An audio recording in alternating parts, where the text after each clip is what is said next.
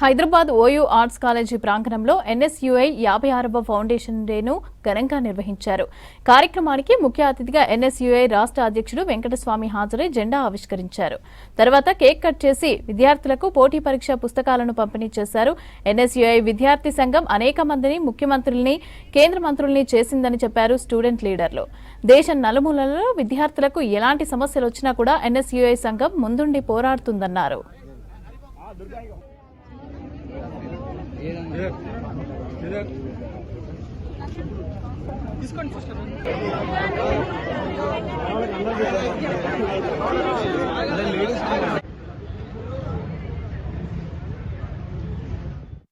ఇది 56 సంవత్సరాల నుంచి ఇందిరాగాంధీ గారి ఆలోచన నుంచి పుట్టుకొచ్చినటువంటి ఈ విద్యార్థి సంఘం అనేక యూనివర్సిటీలలో, కాలేజీలలో కమిటీలు ఏర్పాటు చేసుకుని అనేక విద్యార్థి సంఘాలు ఆనాటి అనేక మంది ముఖ్యమంత్రులను, కేంద్ర మంత్రులను కూడా ప్రొడ్యూస్ చేసినటువంటి విద్యార్థి సంఘం ఎన్ఎస్యూ అని చెప్పి మేమందరం కూడా గర్వంగా చెప్తా ఉన్నాం.